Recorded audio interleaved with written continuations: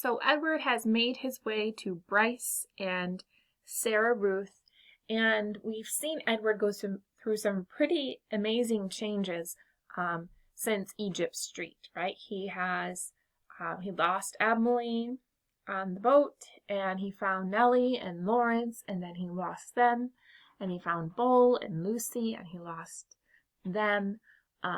And he's starting to feel a lot more. He's starting to realize what love is and that people love him, and he has been loved. So he's definitely going through a lot of changes, and you're going to see a pretty pivotal moment in Edward's transformation over the next couple chapters. So chapter 18. Bryce and Sarah Ruth had a father. Early the next morning, when the light was gray and uncertain, Sarah Ruth was sitting up in bed, coughing, and the father came home. He picked Edward up by one of his ears and said, "I ain't never." "It's a baby doll," said Bryce. "Don't look like no baby doll to me." Edward, hanging by one ear, was frightened. This, he was certain, was the man who crushed the heads of China dolls. "Jangles," said Sarah Ruth between coughs. She held out her arms. "He's her," said Bryce. "He belongs to her." The father dropped Edward on the bed, and Bryce picked up the rabbit and handed him to Sarah Ruth. "It don't matter anyway," said the father. "It don't make no difference, none of it." "It does matter," said Bryce. "Don't you sass me," said the father. He raised his hand and slapped Bryce across the mouth, and then turned and left the house. "You ain't got to worry about him," said Bryce to Edward.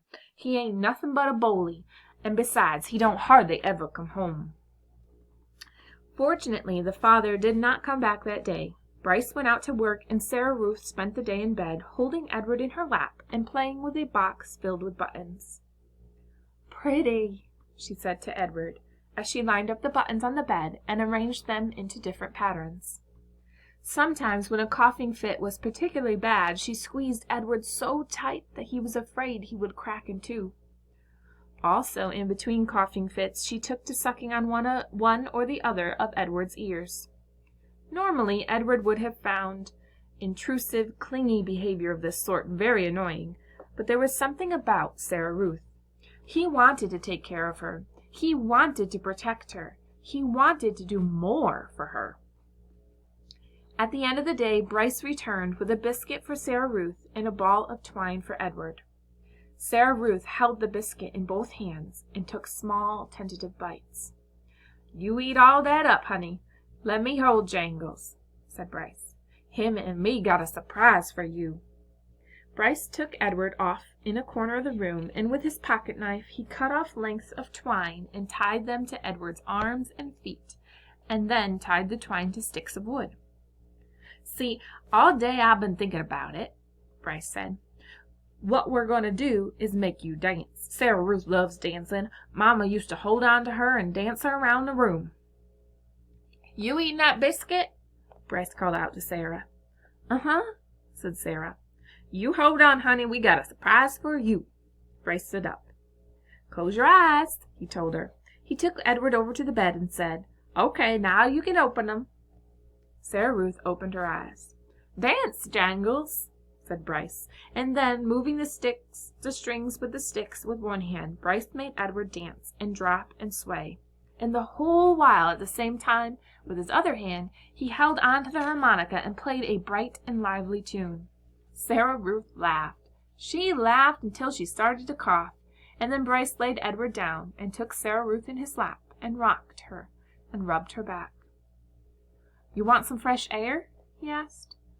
"Let's get you out of this nasty old hair, huh?" Bryce carried his sister outside. He left Edward lying on the bed, and the rabbit, staring up at the smoke-stained ceiling, thought again about having wings. If he had them, he thought he would fly high above the world to where the air was clear and sweet, and he would take Sarah Ruth with him. He would carry her in his arms. Surely, so high above the world, she'd be able to breathe without coughing. After a minute, Bryce came back inside, still carrying Sarah Ruth. "She wants you too," he said. "Jangles," said Sarah Ruth. She held out her arms. So Bryce held Sarah Ruth, and Sarah Ruth held Edward, and the three of them stood outside. Bryce said, "You gotta look for fallen stars. Them are the ones with magic." They were quiet for a long time, all three of them looking up at the sky. Sarah Ruth stopped coughing, and Edward thought that maybe she had fallen asleep. "There," she said, and she pointed to a star streaking through the night sky. "Make a wish, honey," Bryce said, his voice high and tight. "That's your star. You make a wish for anything you want." And even though it was Sarah Ruth's star, Edward wished on it too.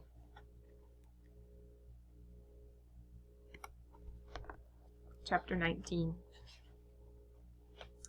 The days passed. The sun rose and set and rose and set again. Sometimes the father came home, and sometimes he did not.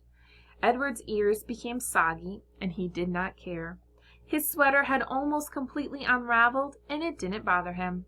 He was hugged half to death, and it felt good. In the evenings, at the hands of Bryce, at the ends of the twine, Edward danced and danced. 1 month passed, and then 2, and then 3. Sarah Ruth got worse. In the 5th month, she refused to eat, and in the 6th month she began to cough up blood. Her breathing became ragged and uncertain, and as if she were trying to remember in between breaths what to do, what breathing was. "Breathe, honey." Bruce stood over her and said. "Breathe," thought Edward from deep inside the well of her arms. "Please, please, breathe." Bryce stopped leaving the house. He sat at home all day and held Sarah Ruth in his lap and rocked her back and forth and sang to her. On a bright morning in September, Sarah Ruth stopped breathing. "Oh, no," said Bryce. "Oh, honey, take a little breath, please." Edward had fallen out of Sarah Ruth's arms that night before, and she had not asked for him again. So face down on the floor, arms over his head, Edward listened as Bryce wept. He listened as the father came home and shouted at Bryce. He listened as the father wept. "You can't cry," Bryce shouted. "You got no right to cry. You never even loved her. You don't know anything about love." "I loved her," said the father. "I loved her." "I loved her too," thought Edward. "I loved her, and now she is gone. How could this be?" he wondered. How could he bear to live in a world without Sarah Ruth?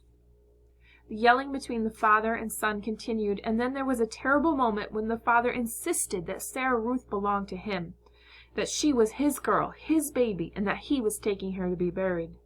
"She ain't yours!" Bryce screamed. "You can't take her! She ain't yours!" But the father was bigger and stronger, and he prevailed. He wrapped Sarah Ruth in a blanket and carried her away. The small house became very quiet. Edward could hear Bryce moving around, muttering to himself, and then finally the boy picked Edward up. "Come on, Jangles," Bryce said. "We're leaving. We're going to Memphis." So friends, I know that is probably the saddest chapter of the book, and we see Edward again feeling hurt and feeling as though he has lost someone, because he has lost Sarah Ruth. But at the end of this chapter, he still has Bryce, and I think we're going to continue to see Edward changing in the way that he loves. And I thought it was really interesting in the middle of that chapter how he said that his ears were soggy and he didn't care. His sweater was almost unraveled and it didn't bother him. He was hugged half to death and it felt good. So the Edward that we saw in chapter 1, right, wearing the silk suits, who was really annoyed when he was ruffled at all or put out of place, is now, very much content where he is and who he's with. And I think he really loved Sarah Ruth, and I know you'd agree with me with that. So next time we read, we'll be finding out what happens in Memphis for chapter 20 as Bryce and Edward make their way to Memphis.